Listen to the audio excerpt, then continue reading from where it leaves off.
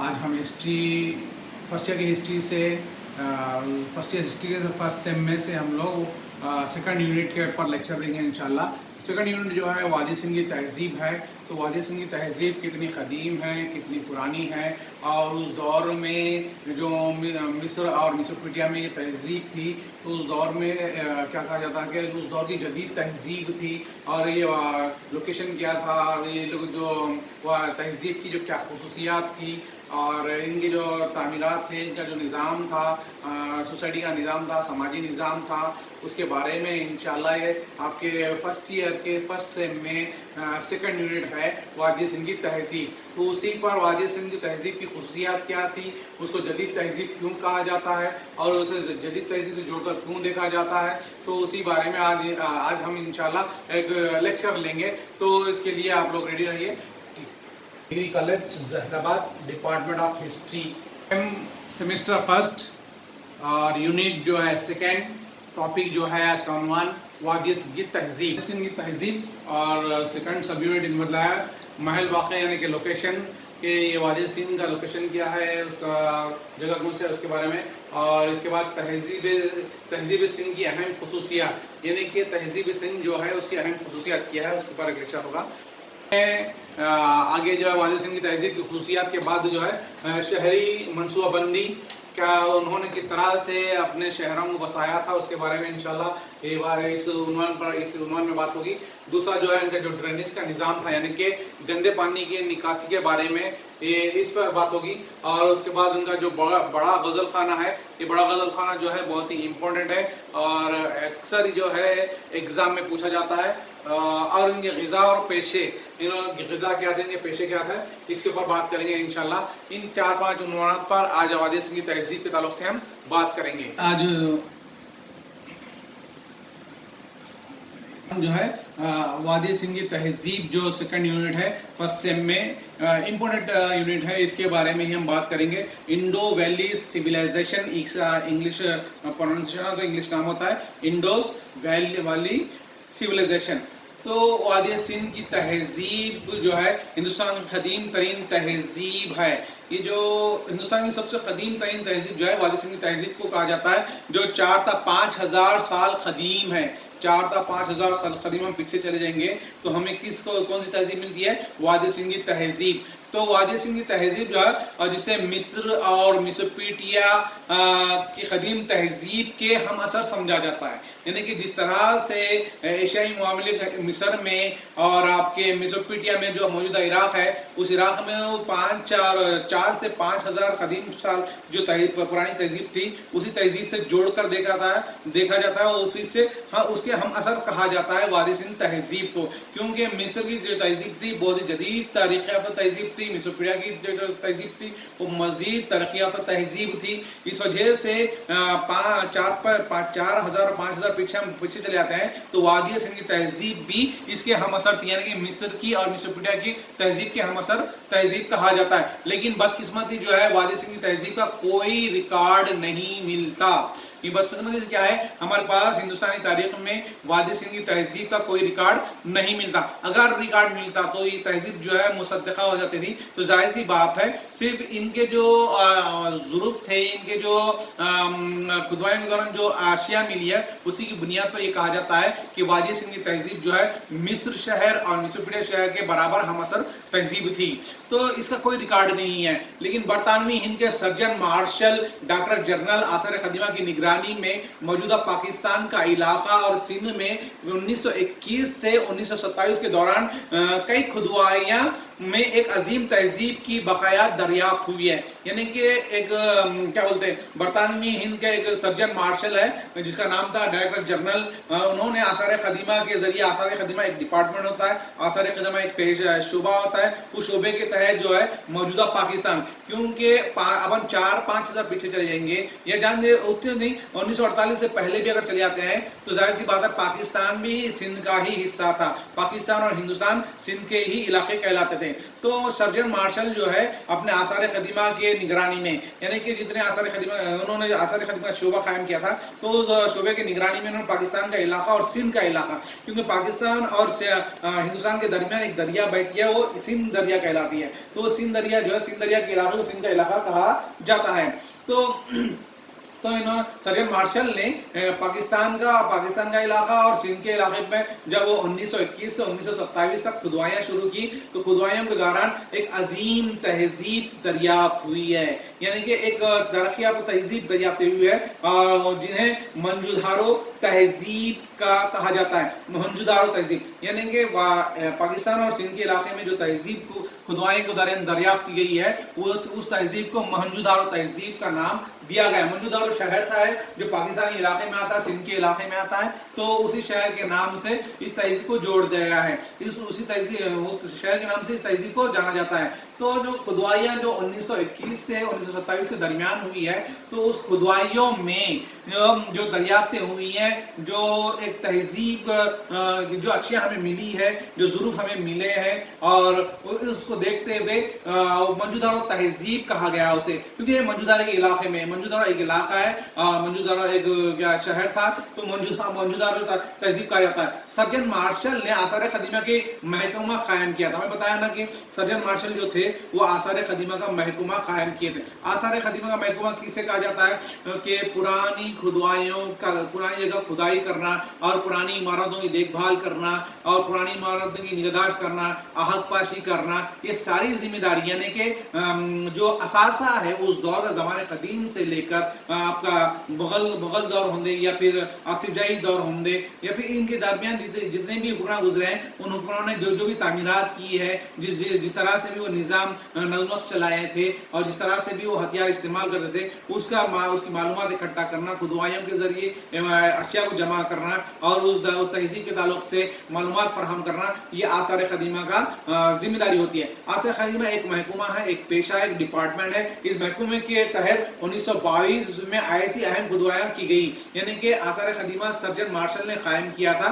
تو یہ جو ہے 1922 میں اس آثار قدیمہ کے محکمہ کے ذریعے آئے گا, آثار قدیمہ کے محکمے کے ذریعے سے کئی کھدوائیاں, اہم کھدوائیاں کی گئی ہے. کھدوائیاں کرنے سے کیا تھا, جہاں بھی کہیں کھدوائی کرتے ہیں تو ظاہر سی بات ہے زمین کے تہے سے کچھ ایسی چیزیں ملتی ہے جو زمانے قدیم کی تہذیب کا پتہ دیتی ہے. تو موہنجودارو علاقے میں جو وادی سندھ کا علاقہ تھا, پاکستان اور سندھ کے علاقے کے درمیان شہر واقع تھا یہ, تو موہنجودارو کے علاقے میں جب کھدوائیاں کیے جب سرجن مارشل نے محکمہ آثار قدیمہ کی نگرانی میں, تو وہاں پر کچھ ایسی چیزیں ملی. اس چیزوں کو دیکھتے ہوئے یہ کہا گیا کہ یہ موہنجودارو تہذیب ہے, موہنجودارو تہذیب کی نشانیاں ہیں. تو 1922 تک اہم کھدوائیاں گئے جن کے ذریعے ایک نئی تہذیب شروع ہوئی ہے. یعنی کہ 1922 میں جب 1921 سے 1927 کا واقعہ ہے, تو 1922 میں جب یہ کھدوائیاں شروع کی ہے, تو اس کے ذریعے سے ایک نئی تہذیب کی شروعات ہوئی ہے. اب یہاں سے تہذیبوں کو جاننے کا, تہذیبوں کو پڑھنے کا, اور تہذیبوں کے بارے میں معلومات کرنے کے موقع فراہم ہونے شروع ہوئے. کس کی وجہ سے, سرجن مارشل نے آثار قدیمہ کا محکمہ قائم کیا تھا, ڈپارٹمنٹ قائم کیا تھا, جس کی وجہ سے ہم کو اس زمانے قدیم سے,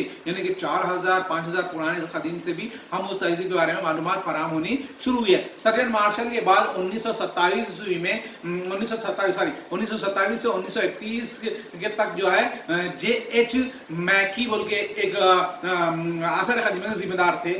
تو سرجن مارشل ریٹائرڈ ہو گئے یا انہوں ہٹ گئے, تو ان کی جگہ پر جو ہے جے ایچ میکی ہے, اور انہوں نے ان کے درمیان جو ہے جین میکی نے کیا کیا, پھر 1963 میں جی ایف ڈالیس اور نے کھدوائیوں کے ذریعے دنیا کو ایک قدیم تہذیب سے روشن کرایا. یعنی کہ سرجن مارشل نے تو موہنجودارو کے علاقے میں, سندھ کے علاقے میں کھدوائی کی تھی جو 1921 اور 1922 کے درمیان, تو وہاں پہ موہنجودارو تہذیب دریافت تھی. اس کے بعد جے ایچ میکی آئے, اس کے بعد جو جے ایچ میکی جو ہے 1927 سے 1931 تک اس محکمے میں خدمت खिदमत अंजाम दी और इन्होंने भी खुदवाया की थी। 1963 ईस्वी में GF डायलेस बोल के एक है, इन्होंने भी खुदवाया की। इन जितने भी आसार खदीमा के जिम्मेदार थे, ऑफिसर थे, उन्होंने अपने ज़माने में खुदवाया की। तो दुनिया को एक नई तहजीब से, एक दुनिया को एक खदीम तहजीब से रोशन करवाया ये तमाम आसार खदीमा के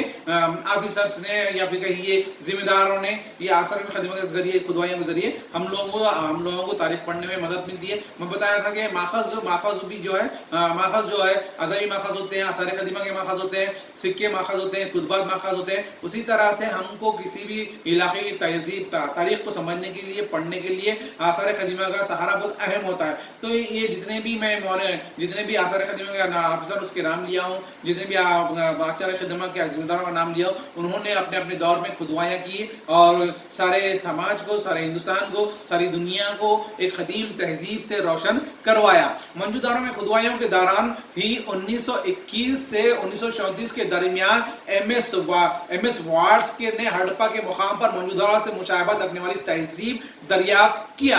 यानी कि अब देखिए यहाँ क्या बात बताई जा रही है कि मंजूदारों की तहजीब को तो सर्जन मार्शल ने दरियाफ्त किया था और वो तहजीब को मंजूदारों से जोड़ दिया था, मंजूदारों तहजीब कहा था। तो मंजूदारों के इलाके में जब खुदवाइयों के दौरान जो है 1921 से 1934 यानी कि तकरीबन मैं समझता हूँ 13 साल के दरमियान जो है MS वार्ड ये भी जो है आसार खदीमा के जिम्मेदारों में शुमार किए जाते हैं। MS वार्ड ने हड़प्पा के मुकाम पर मंजूदारों से थोड़ा आगे जाते हैं या मंजूदारों की थोड़ा आगे जाने पर और एक शहर मिलता है हड़प्पा। तो हड़प्पा के मुकाम पर मंजूदारों से मुशाहबत यानी कि हड़प्पा के तो MS वार्ड ने हड़प्पा के मुकाम पर खुदवाइयाँ की थी, जबकि सर्जन मार्शल ने मंजूदार के मुकाम पर खुदवाइयाँ की थी। ये दोनों इलाके सिंध के इलाके में आते हैं। तो हड़प्पा के मुकाम पर खुदवाइयाँ की MS वार्ड तो उन्हें भी क्या है मंजूदार से मुशाहबत तहजीब को दरियाफ्त किया। मंजूदार से जुड़े हुए अशिया यहाँ पे भी मिली, हड़प्पा पे भी। तो ये कहा जाता है कि मंजूदारों की तहजीब और हड़प्पा की तहजीब जो है एक जैसी थी। इसको बाद में सरमोर टीबर विलर ने मजीद आगे बढ़ाया। यानी कि ये भी एक आसार खदीमा के जिम्मेदार थे जिसका नाम था सरमोर टीमर विलर। उन्होंने भी MS वार्ड की जो कार्रवाइयाँ थी उस कार्रवाइयों को इन्होंने आगे बढ़ाया था। इस तरह से वादी सिंध तहजीब को जो मंजूदार तहजीब से जोड़ा जाता है। उसके बाद हड़प्पा के मुकाम पर खुदवाइयाँ की। हड़प्पा के इलाके में भी वहाँ पे भी मंजूदार जैसे ही अशिया दरियाफ्त होने की वजह से ये कहा जाता है कि मंजूदारा से मुशाहबत रखने वाली तहजीब थी हड़प्पा की तहजीब। इस तरह से इंडो वैली सिविलाइजेशन यानी वादी सिंधी तहजीब के बारे में हम लोग 1921 से 1934 के दरमियान रोशन होने मालूमात फराम हुई है। तो ये मालूमात किस तरह से फराम हुई है? खुदवाइयों के जरिए थे। अब आगे बढ़ते हैं हम, चलिए लोकेशन क्या होता है देखिए। मंजूदारों और पाकिस्तान के सूबे सिंध में कराची से 300 मील शुमार में वाक़ है। लाड़काना जिले में दरियाए सिंध के किनारे वाक़ है। ये मंजूदारों शहर जो था, तो मैं बताया ना कि ये जो पाकिस्तान होंगे हिंदुस्तान पहले जो 1948 से पहले तकसीम नहीं था, वो एक ही इलाके थे। पाकिस्तान और हिंदुस्तान एक ही इलाका कहलाते थे, सिंध के इलाके कहलाते थे। तो मंजूदारों पाकिस्तान के सूबे सिंध में कराची से 300 मील शुमाल में वाक़े लाड़काना जिले में दरियाए सिंध के किनारे वाक़े है। तो ये मंजूदारो जो शहर है वो पाकिस्तान में आता है, मौजूदा पाकिस्तान में आता है। तो पाकिस्तान के एक सूबा है सिंध सूबा है कराची से 300 मील आगे बढ़ते हैं तो हमको मंजूदारो शहर मिलता है, वहाँ वाक़ है। मुकामी ज़बान में मंजूदारों से मुराद मुर्दा का टीला यानी कि मुकामी ज़बान में इसका मतलब अगर निकाला जाता है तो मुराद जो है मुर्दा का टीला। तो इसके आतराफ और अकनाफ का इलाका निहायत ही ज़रखेज़ है। मंजूदारों का जो इलाका है वो इलाका जो है उसके आसपास का इलाका बहुत ही ज़रखेज़ है। मैं बताता चलूँ, जहाँ जिस इलाके में भी ज़रखेज़ ज़मीन होती है, जो इलाका ज़रखेज़ होता है, वहाँ की इंसान की बदबाश ज़िंदगी खुशहाल गुजरती है। वहाँ की जो तहजीब होती है बहुत ही तरक्की याफ्ता तहजीब होती है, क्योंकि ज़रखेज़ी की वजह से इनकी माशी हालत बेहतर होती है। जिस इलाके में माशी हालत बेहतर होती है वहाँ की तहजीब भी बेहतर रहती है। तो यही बताएं कि जो मंजूदारों के आसपास का जो इलाका था वो बहुत ही ज़रखेज़ था और نہایت ذخیرہ تھا، اس لیے باغ سندھ کہا جاتا ہے، یعنی کہ اس علاقے کو باغ سندھ بھی کہا جاتا ہے۔ یہ لوکیشن بتایا جا رہا ہے، باغ سندھ بھی کہا جاتا ہے۔ منجودارا سے 4 میل شمال مشرق سندھ مغربی پنجاب میں دریائے راوی کے کنارے، لاہور سے 100 میل کے فاصلے پر ضلع مانٹگیری میں ہڑپا واقع ہے۔ دیکھیے لوکیشن کیوں بتایا جا رہا ہے آپ لوگوں کو معلومات کے لیے، کیونکہ ظاہر سی بات ہے آزادی سے پہلے آپ آزادی سے پہلے یہ علیحدہ نہیں ہوئے تھے، آزادی کے بعد یہ الگ الگ ملک بنے ہیں پاکستان اور ہندوستان، تو لیکن یہ جتنے بتایا جا رہے ہیں یہ سارے پاکستان میں آتے ہیں۔ تو منجودھارو سے 400 میل، پہلے تو سندھ کا جو پاکستان کا صوبہ سندھ کراچی ہے، کراچی سے 300 میل آگے گئے تو ہم لوگ کون سی تہذیب مل رہی ہے؟ منجودھارو تہذیب مل رہی ہے۔ اس کے منجودھارو تہذیب سے 4 میل شمال مشرق میں جاتے ہیں، 4 میل یعنی منجودھارو سے 4 میل 4 کلومیٹر 4 میل مشرق شمال کی سمت جاتے ہیں تو مغربی پنجاب میں دریائے راوی کے کنارے، لاہور سے 100 میل کے فاصلے پر، کراچی سے 300 میل کے فاصلے پر کیا تھا؟ منجودھارو تھے، جبکہ لاہور سے 100 میل کے فاصلے پر کیا ہے؟ مانٹاگیری ہڑپا واقع ہے، یعنی کہ ہڑپا تہذیب وہاں پہ ملی ہے، ہڑپا شہر وہاں واقع تھا۔ تو اس طرح سے یہ لوکیشن ہے کہ کراچی سے 300 میل پر منجودھارو ہے اور لاہور سے 100 میل کے فاصلے پر ہڑپا ہے۔ یہ دونوں علاقوں کی جب کھدوائیاں کی گئی ہے تو ایک جیسے ہی ظروف ملے ہیں، ایک جیسے ہی اشیاء ملی ہے، تو یہ کہا جاتا ہے کہ منجودھارو تہذیب سے مشابہت رکھتی ہے ہڑپا تہذیب، یعنی کہ منجودھارو تہذیب اور ہڑپا تہذیب ایک جیسی ہی رہی ہے۔ تو 1913 عیسوی میں منجودھارو سے 80 میل کے فاصلے پر ایک قدیم مقامی چانودور میں کی گئی کھدوائیوں میں ہڑپا تہذیب کے چند اشیاء عمارتیں دستیاب ہوئی ہیں، یعنی کہ 1913 عیسوی میں منجودھارو سے 80 میل کے فاصلے پر، منجودھارو جو شہر تھا اس کے 80 میل کے فاصلے پر جب کھدوائیاں کیے تو وہاں پر جو ہے ہڑپا تہذیب کے چند اشیاء عمارتیں دستیاب ہوئی ہیں۔ اس طرح یہ امبالہ ضلع کے روپار، سوراشٹر کے رنگا پور اور لوتھال کے قریب اور راجستھان کی کالی بنگن میں کی گئی کھدوائیوں میں بھی ہڑپا نمونے کے چند بقایات دستیاب ہوئے ہیں۔ تو دیکھیے یہ ہڑپا جو ہے، ہڑپا تہذیب جو ہے کہ اشیاء عمارتیں جو ہے وہ تو ہم کو ہڑپا کی تہذیب میں جاتے ہیں۔ امبالہ ضلع کے روپار سوراشٹر بول کے علاقہ ہے، رنگا پورا علاقہ ہے، لوتھال کے علاقہ ہے، راجستھان کی کالی بنگن کا علاقہ ہے، ان علاقوں میں بھی جب کھدوائیاں کی گئی ہے، ان علاقوں میں بھی جب دریافتیں کی گئی ہے تو ہڑپا تہذیب کے نمونے بقایات یہاں پہ بھی ملے ہیں، یعنی کہ ہڑپا تہذیب جو ہے آپ کو راجستھان میں بھی دیکھنے کو ملتی ہے، رنگا پور میں بھی دیکھنے کو ملتی ہے، یہ اب نام بدل دیے ہیں، پرانے نام بتائے جا رہے ہیں، لوتھال بھی ہے۔ تو لوتھال میں 107 مہرے اور رنگا پور میں ہڑپا کے نمونے پر تانبے کی کلہاڑی وغیرہ دستیاب ہوئی ہے، یعنی کہ کھدوائیوں کے دوران لوتھال کا جو علاقہ ہے، لوتھال کے علاقے میں جو ہے 107 جو ہے مہرے ملی ہیں۔ مہرے کسے کہا جاتا ہے؟ جو اسٹیمپ ہوتا ہے، اس اسٹیمپ کو مہر کہا جاتا تھا پہلے، تو اس دور میں جو ہے سکے بنانے کے لیے اس دور کے حکمراں جو ہے اپنے حکومت کے سگنیچر کے طور پر استعمال کرتے تھے، یا اپنے پھر کوئی کیا حکم نامہ جاری کرتے تو اس پر یہ وہ اسٹیمپ مہر لگائی جاتی تھی، اس پر شکلیں وغیرہ لکھی جاتی تھی، کوئی تحریر لکھی جاتی تھی، کوئی شکل بنائی جاتی تھی، تو اسے مہر کہا جاتا ہے۔ تو مہریں جو ہے لوتھال میں 107 مہریں ملی ہیں اور رنگا پور میں ہڑپا کے نمونے پر تانبے کے کلہاڑی ملی ہے۔ تو تانبے کی کلہاڑی یعنی کہ یہاں جو ہڑپا تہذیب تھی، منجودھارو تہذیب تھی، وہ جو ہے دھات کے استعمال میں آ گئی، دھات کے دور میں آ گئی تھی، تو ظاہر سی کلہاڑی وغیرہ دستیاب ہوئے ہیں۔ ہڑپا اور منجودھارو ان کے اطراف و اکناف کے علاقے دریائے سندھ اور اس کے معاون علاقے ندیوں کے قریب ہیں، یعنی کہ یہ جو بات بتائی ہے کہ ہڑپا اور منجودھارو جو ہے ان کے اطراف اکناف کے جو علاقے ہیں وہ دریائے سندھ میں بتایا نا کہ دریائے سندھ جو ہے پاکستان اور ہندوستان کو الگ کرتی ہے، تو دریائے سندھ کے علاقے کو سندھ کا علاقہ کہا جاتا ہے۔ تو منجودھارو شہر اور ہڑپا شہر جو ہے دریائے سندھ کے قریب اور ان کے دریائے سندھ کے معاون ندیوں کے قریب واقع تھے، اس لیے یہاں کی زمین جو ہے زرخیز تھی، اس لیے سرجن مارشل نے اس پوری تہذیب کو وادی سندھ کی تہذیب کا نام دیا ہے، یعنی کہ ہڑپا تہذیب کو بھی، منجودھارو تہذیب کو بھی سندھ کے علاقے میں دریافت ہونے کی وجہ سے جو اور ان کے معاون ندیوں کے قریب ہونے کی وجہ سے سرجن مارشل جو ہے آثار قدیمہ جو قائم کیے تو 1921 عیسوی میں तो सर्जन मार्शल जो है ये पूरी तहजीब को, मौजूदा तहजीब को, हड़प्पा तहजीब को जो है एक ही नाम दिया है, तहजीब की वादी सिंध की तहजीब का नाम दिया है। तो ये तहजीब जो है क्यों इस तहजीब को इतनी अहमियत दी गई है और इस तहजीब को क्यों ये अपने बताया गया है कि ये तहजीब जो है उस दौर में एशिया के जो मिस्र और मेसोपोटामिया था उसके हम असर होने की वजह से इस तहजीब को भी बड़ी अहमियत मिलती है। तो हड़प्पा और मोहनजोदड़ो के इलाके में जो खुदाइयों के जरिए हमें दरियाफ्त हुई है, सर्जन मार्शल ने उन अशिया को देखते हुए, उनके इस्तेमाल की चीज़ों को देखते हुए, एक जैसी तहजीब मानते हुए उसे सिंध की तहजीब का नाम दिया था। लेकिन जब हड़प्पा के नमूनों की एशिया और तहजीबी आसार वादी सिंध से बाहर दूसरे इलाकों में की गई खुदाई में दस्तयाब हुई तो बेशतर मुक़ीन ने उसे हड़प्पा तमद्दुन का नाम दिया गया। अब देखिए हड़प्पा के नमूने हड़प्पा ही नहीं बल्कि दूसरे इलाकों में जब खुदवाइयाँ की गई है, दूर दराज के इलाकों में भी खुदवाइयाँ की गई है, तो वहाँ पर भी खुदवाइयों के दौरान जो है उन इलाकों में भी, दूसरे इलाकों में भी खुदवाई में जो है दस्तयाब हुई है और दस्तयाब होने की वजह से बेशतर मुक़ीन ने उसे हड़प्पा तमद्दुन का नाम दिया गया है। यानी कि हड़प्पा से दूर जाकर जब खुदवाइयाँ की गई है तो उस वक्त जो है उस दौर के मुक़ीन जो है, मुक़ीन किसे कहते हैं,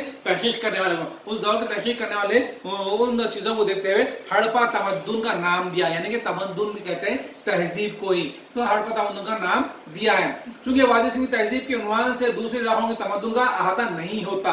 यानी कि हड़प्पा तमद्दुन क्यों नाम दिया गया है, क्योंकि वादी सिंह की तहजीब के उन्वान से दूसरे इलाकों के तमद्दुन का अहाता नहीं होता, नहीं मिला सकते। वादी सिंह तो सिंध की तारीख हो जाती है, इसलिए हड़प्पा तहजीब नाम कर दिया गया है वादी सिंह की तहजीब को। जो हड़प्पा के आसपास के इलाके में जो अशिया मिली है तो उसको देखते हुए हड़प्पा तमद्दुन का नाम दिया गया है। हड़प्पा तमद्दुन यानी हड़प्पा तहजीब का नाम दिया गया है, क्योंकि वादी सिंह की तहजीब के उन्वान से दूसरे इलाकों के तमद्दुन या दूसरे इलाकों की तहजीब का अहाता नहीं किया जा सकता था, उन्हें शामिल नहीं किया जाता था, इसलिए उसे हड़प्पा तहजीब या हड़प्पा तमद्दुन का नाम दिया गया। बाद मुक़ीन के नजदीक सिंध की तहजीब है तो बाज़ उसे हड़प्पा तमद्दुन का नाम देते हैं। यहाँ पे देखिए बाज़ मुक़ीन जो है इसे सिंध तहजीब का नाम देते हैं और बाज़ मुक़ीन जो है हड़प्पा तमद्दुन का नाम देते हैं। तमद्दुन के माने में तहजीब के ही आते हैं, बाज़ हड़प्पा तमद्दुन कहते हैं, बाज़ सिंध की तहजीब कहते हैं। बहरहाल ये जो दो तहजीबें थी एक जैसी थी, इसलिए सर्जन मार्शल से वादी सिंह की तहजीब कहते हैं, बाज़ मुक़ीन से हड़प्पा तमद्दुन कहते हैं। बहरहाल ये दो तहजीबें एक जैसे थे, नाम चाहे कुछ भी हो, ये तहजीबें 2500 से 1500 क़ब्लसी और शर्मो टीमर विलर के मुताबिक 2500 से 1017 क़ब्लसी के दरमियान थी। यानी कि बहरहाल नाम कुछ भी हो तहजीबों के बारे में, चाहे उसे हड़प्पा तमद्दुन का हो चाहे वादी सिंह की तहजीब का हो, लेकिन 2500 से 1500 क़ब्लसी और शर्मो टीमर विलर ये कहते हैं कि 2500 से 2017 के दरमियान ये तहजीब थी वादी सिंध के इलाके में, हड़प्पा के इलाके में, मोहनजोदड़ो के इलाके में। दूसरे अल्फाज में ये 3000 क़ब्लसी की इब्तिदा में हड़प्पा तहजीब अपने उरूज पर थी। यानी कि अगर कहा जाए गलत, ये बात गलत नहीं होगी कि 3000 क़ब्लसी के मुताबिक जो है हड़प्पा तहजीब जो है अपने उरूज पर थी।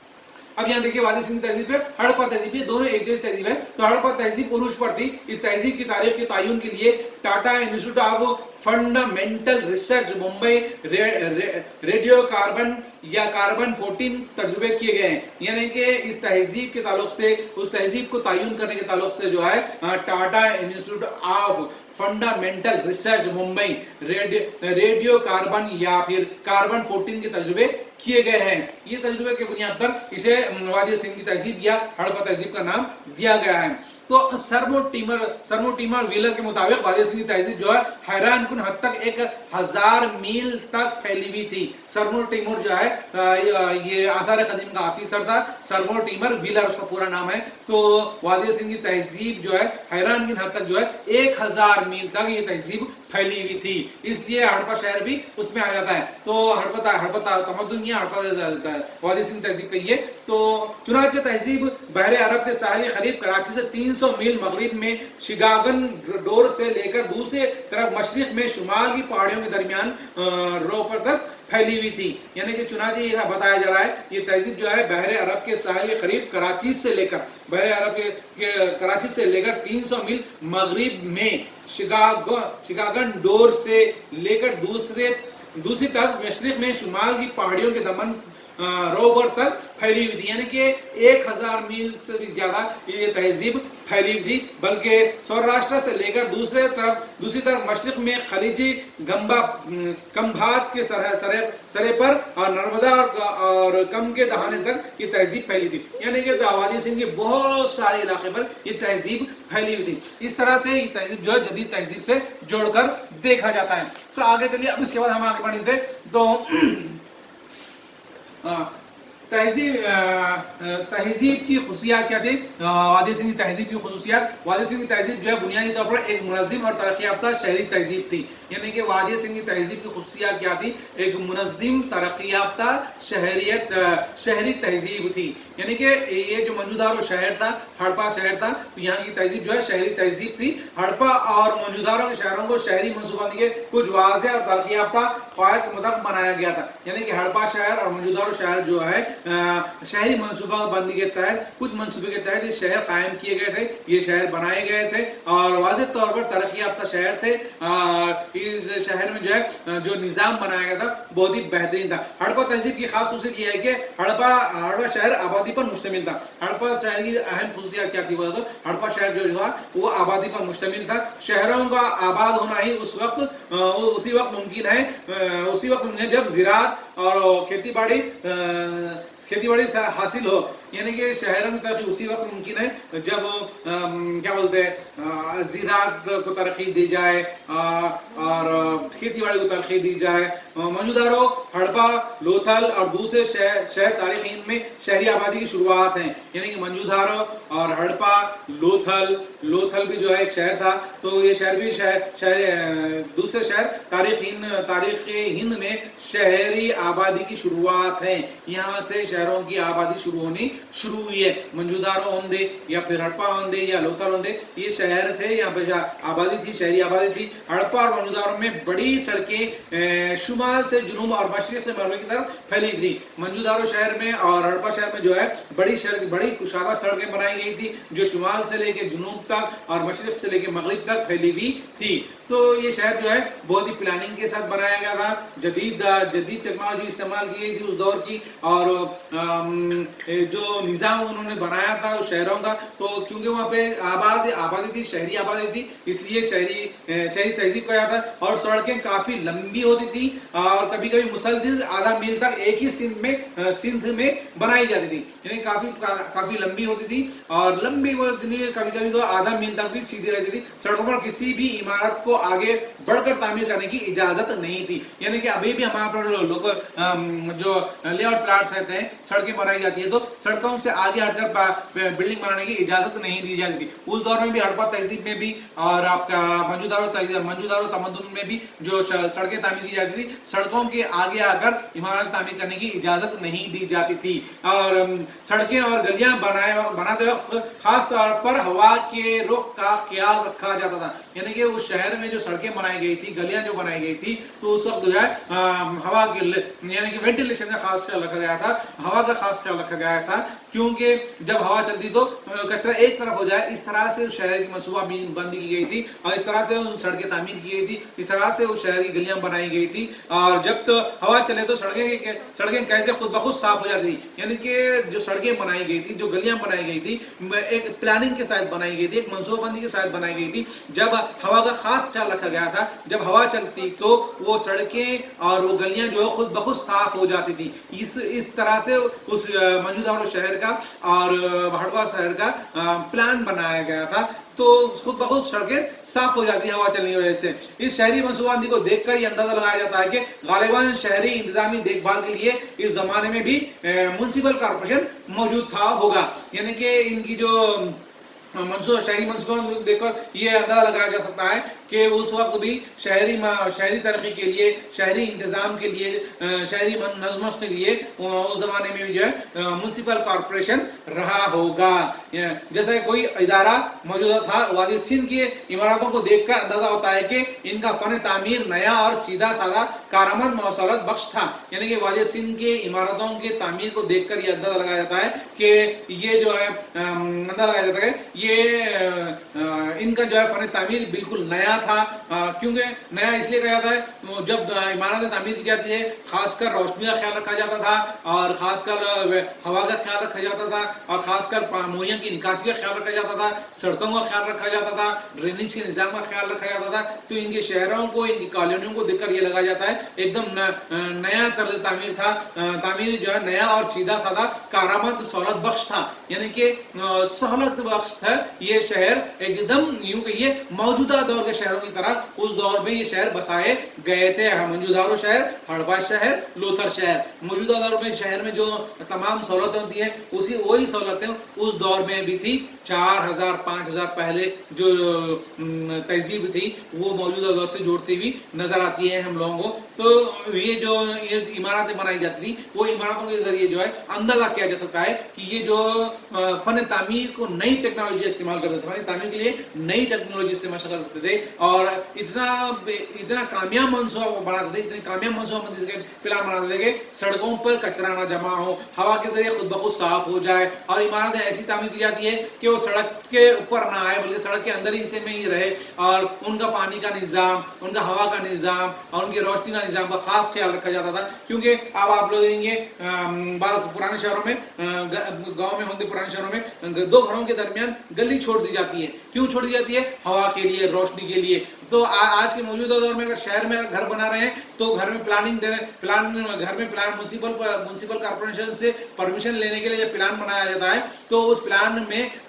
घर के आसपास 2-2 फीट या 3-3 फीट आपको कंपाउंड हॉल छोड़ने का प्लान देना पड़ता है, वरना म्युनिसिपल कॉर्पोरेशन घर बनने की इजाजत नहीं देता। लोकेशन में ऐसा बताना पड़ता है कि घर के तीनों चार तरफ भी जो है वेंटिलेशन के लिए, रोशनी के लिए, हवा के लिए 2-3 फीट जगह छोड़ दी गई है, कंपाउंड हॉल छोड़ दिया गया है। ये प्लानिंग बनाई हुई है, आपके घर की परमिशन मिलती है। तो उसी दौर में भी इसी तरह का निजाम था। जब कोई इमारत बनाई जाती थी तो उस इमारत को खास ख्याल रखा जाता था हवा का, वेंटिलेशन का, रोशनी का।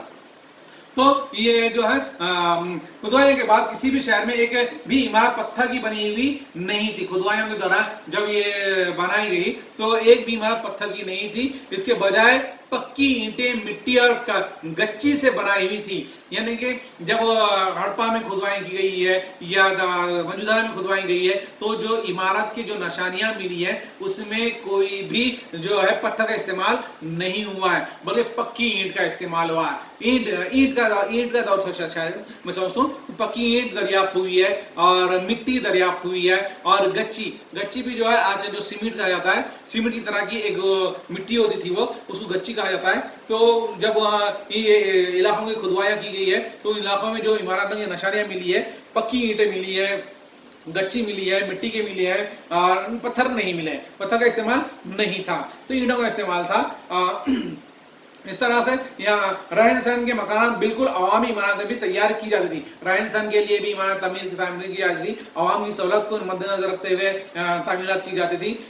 इस तरह से जदीद शहरी मनसूबाबंदी थी, यानी कि शहरों को तरक्की देने के लिए एक यूँ कहा जाए एक म्युनिसिपल कॉर्पोरेशन कायम हो था, शायद वही इंतजाम करता था सारे निज़ाम का, इमारतों का, सड़कों का, पानी की निकासी का। ये था में जो है तैयार की जाती थी। रहने के मकान मुख्तलिफ साइज के थे, जिससे अंदाजा होगा कि आबादी माशी तौर पर पूरा अमीरों और गरीबों में बटी हुई थी। यानी कि मकाना जो तामीर की थी, मकानों की तामीर जो है मुख्तलिफ किस्म की थी, अलग अलग किस्म की थी, उससे अंदाजा लगाया जाता है माशी तौर पर आवाम जो है अमीरी में और गरीबों में बटी हुई थी। गरीबों के मकान की तामीरत अलग थी, अमीरों के घरों की तामीरत अलग थी। तो तामीरत का अंदाजा लगाया जा सकता है कि लोग माशी तौर पर तकसीम हुए थे, बटे हुए थे।